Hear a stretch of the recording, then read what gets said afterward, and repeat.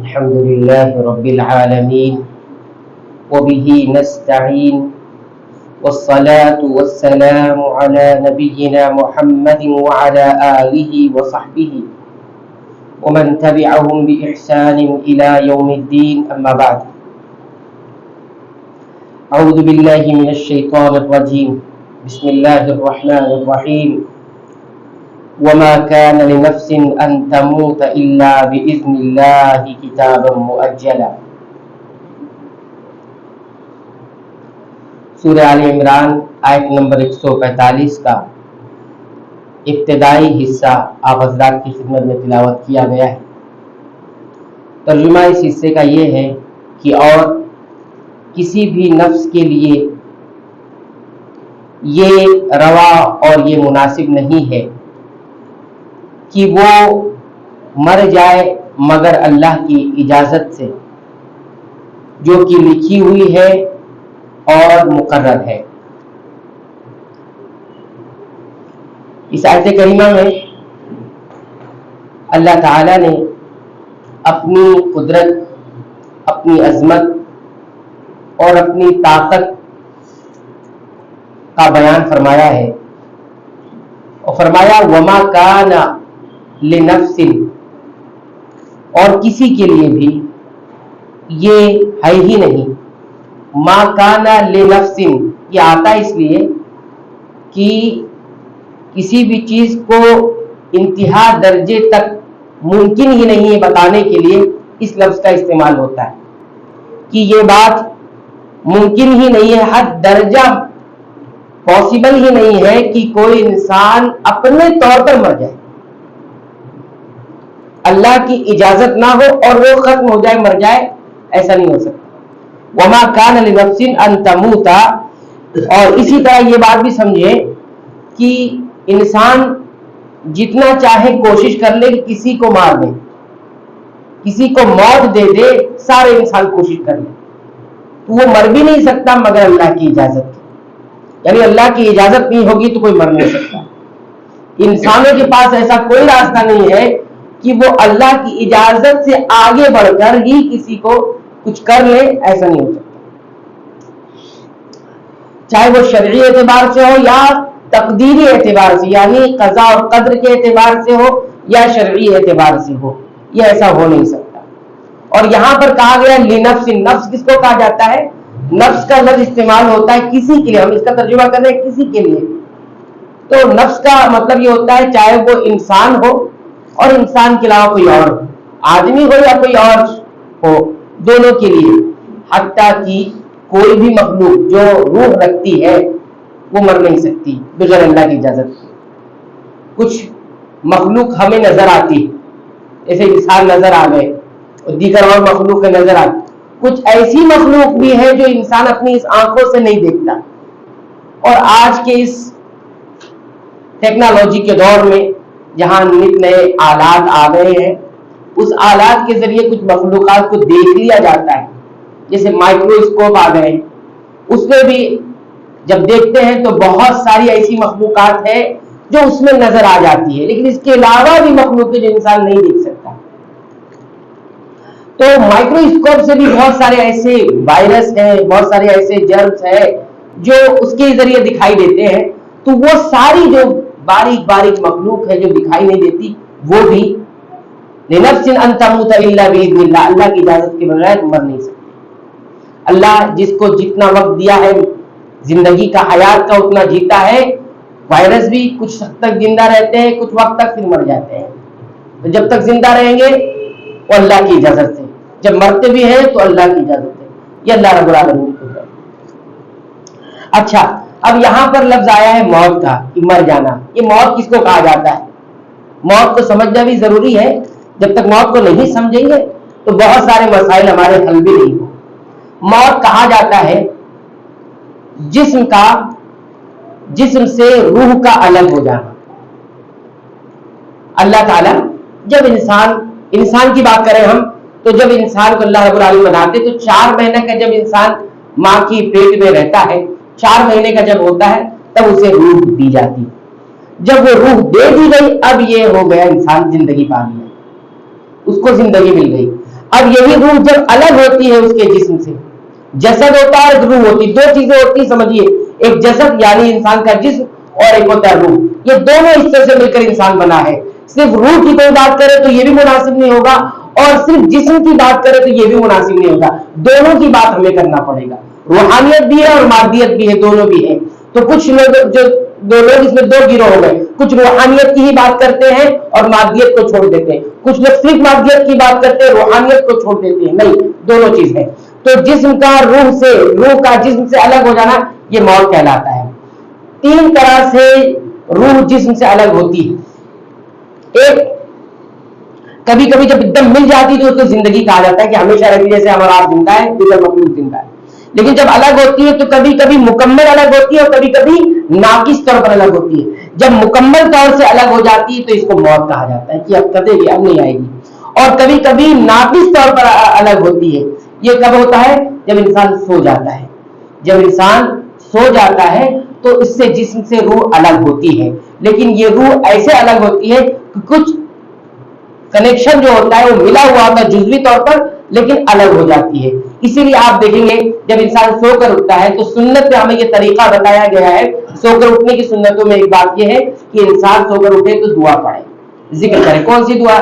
अल्हम्दुलिल्लाहिल्लज़ी अहयाना बअदमा अमातना व इलैहिन नुशूर। तमाम तारीफें उस अल्लाह के लिए है, उसके लिए है जिसने हमें जिंदा किया। अल्लज़ी अहयाना बअदमा अमातना, बाद इसके कि उसने हमें मार दिया, ये सुन्नत। बाद इसकी कि उसने हमें मौत दे दी थी, हमें जिंदा किया, ठीक है। वो इलैहिन नुशूर, और उसी की जानिब हमें उठकर जाना भी है। तो ये जो दुआ है, इस दुआ में मौत का तज़किरा है कि अल्लाह ने हमें मार दिया तो फिर जिंदा किया, तो मारना और जिंदा दोनों इसमें जिक्र आया, मौत और हयात का। तो ये कौन सा माना? माना ये है कि जिस्म से रूह अलग होती है, लेकिन ये रूह नाकिस तौर पर, हाँ, मुकम्मल से नहीं अदा होती, बल्कि उसका रब्त होता है। इसलिए बाद उलमा ये कहते हैं कि इंसान जब ख्वाब देखता है, ख्वाब में जब बुरी चीज देखता है, अच्छे ख्वाब नहीं होते, डरावनी चीज देखता है, तो वो ये कहते हैं कि क्योंकि उसकी रूह ऐसी जगह घूमती रहती है जहां डरावनी चीजें होती हैं, जो खराब जगह वहां चली जाती है, इसकी वजह से उसको डरावने ख्वाब होते हैं। और बस औकात को अच्छी जगह अगर घूमती रहती है, अच्छी जगह चली जाती है, तो उसको अच्छी ख्वाब आते हैं। ये कुछ उलमा ने कहा है, ये बात सही भी हो सकती है, गलत भी हो सकती है। बहरहाल ये ख्वाब की हकीकत में लोगों ने ये बात की है।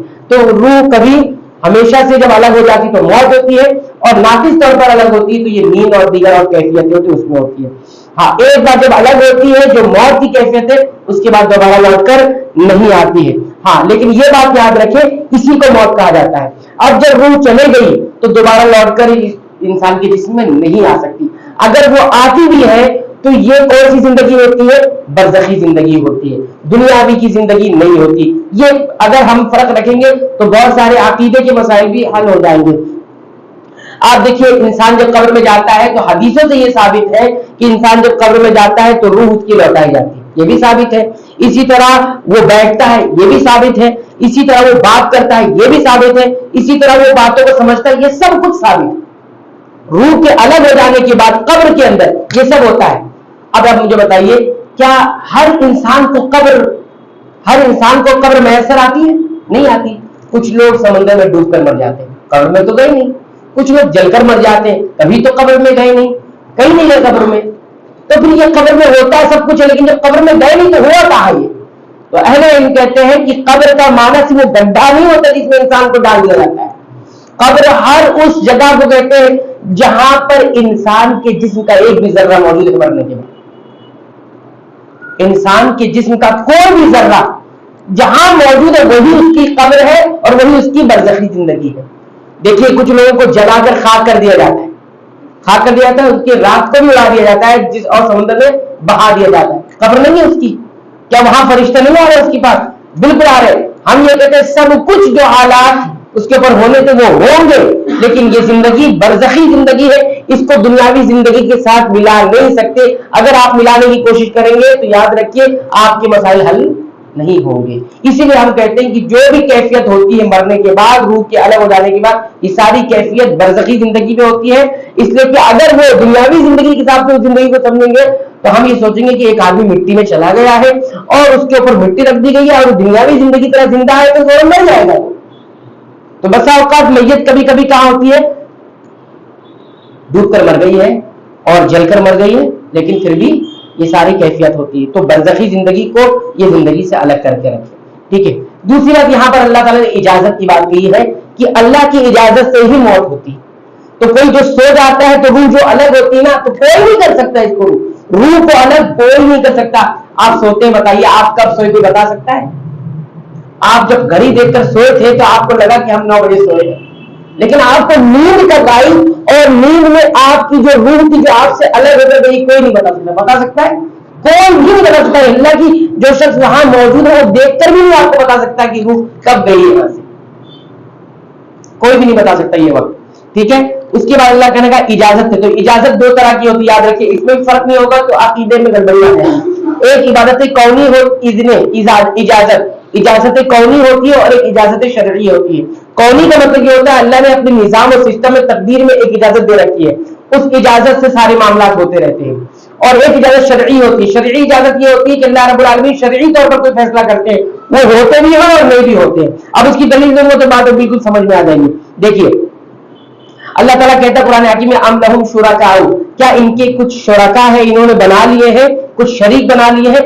شرعوا لہم من الدین ما لم یأذن بہ اللہ، کہ یہ ان کے لیے دین کے وہ فیصلے کرتے ہیں جو اللہ نے اجازت نہیں دے رکھی. ما لم یأذن بہ اللہ، اللہ نے اجازت نہیں دے رکھی ہے اور یہ بناتے ہیں. تو اللہ نے اجازت نہیں دی اور پھر بھی بنا رہے، اس کا مطلب اللہ کے سامنے آ گئی ہے لوگ. یعنی اللہ کی اجازت سے آگے بھی کسی کی اجازت چلتی ہے ایسا نہیں ہے، بلکہ شرعی طور پر اللہ تعالیٰ نے اجازت نہیں دی ہے، لیکن یہ ہو کر رہے گا. یہ لوگ بنائیں گے اپنے طور پہ قانون اور اس کو لاگو بھی کریں گے. جیسے شرک، اللہ اجازت دیا کسی کو شرک نہیں، لیکن ہوتا ہے شرک. ہاں اللہ نے اپنی نافرمانی کی اجازت دی ہے نہیں دیا، لیکن پھر بھی اس کی نافرمانی ہوتی کہ نہیں ہوتی.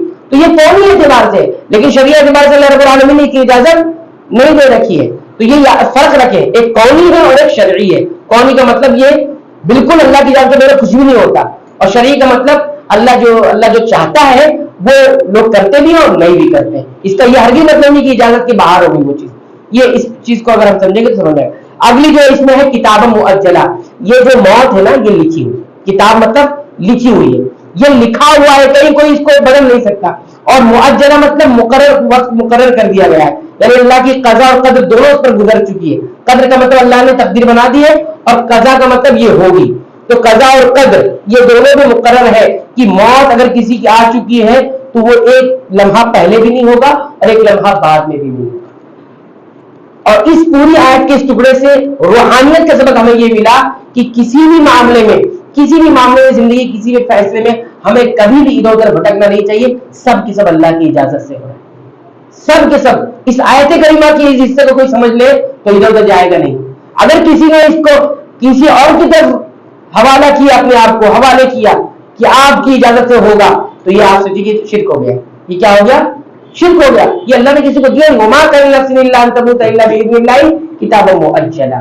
تو یہ کچھ باتیں تھی جو آپ کی. اچھا ایک چیز اور جو رہ گئی وہ یہ کہ یہ جو موت کا وقت جو لکھا ہوتا ہے نا، یہ اللہ رب العالمین سب سے پہلے تو کتابیں لوح محفوظ میں لکھا ہوا ہے. یہ سب سے بڑی کتاب ہے جو وہاں لکھی ہوئی ہے.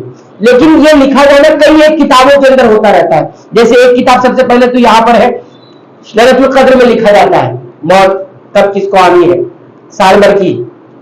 ٹھیک ہے. اسی طرح جو ہے ایک لکھاوٹ یہاں ہوتی ہے انسان کی پیٹ میں.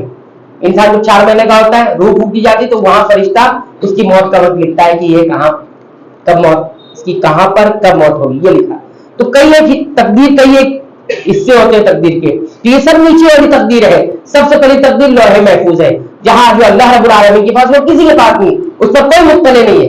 باقی فرشتے کسی تقدیر پر مطلع ہوتے ہیں جو فرشتوں کے حوالے کر کے فلاں رات جیسے لیلۃ القدر میں ہوتا ہے. اسی طرح وہ فرشتے جو ماں کی پیٹ میں لے کر فرشتے انسان کی روح پھونکتے وقت دیتے ہیں، وہ وہاں بھی لکھا جاتا ہے. یہ کئی ایک تقدیر ہے، لیکن صحیح تقدیر جو اصل اللہ کے پاس ہے، اس تقدیر میں کوئی اس کا ساجی، کوئی شریک نہیں ہو، کسی کو نہیں معلوم، فرشتے تک کو بھی نہیں معلوم، اسے اللہ رب العالمین کا خاصہ ہے. تو یہ تقدیر کب لکھی ہوئی ہے؟ یہ زمین و آسمان کی پیدائش کے 50,000 پہلے لکھی ہوئی ہے، یہ کسی کے پاس نہیں ہے. تو یہ چند باتیں تھی جو یہاں بتائی گئی. آج کا اگلا حصہ اگلے درس میں انشاءاللہ بیان کیا جائے گا. اللہ تعالیٰ سے دعا ہے کہ رب العالمین تو ہمیں قرآن حکیم کو کی تلاوت پابندی سے کرنے کی توفیق عنایت فرما، اس کی تلاوت کے ساتھ اس پر غور و فکر تدبر کرنے کی توفیق عنایت فرما، اور اس کے مطابق اپنے ایمان اور عقیدے کی اصلاح کی توفیق عنایت فرما.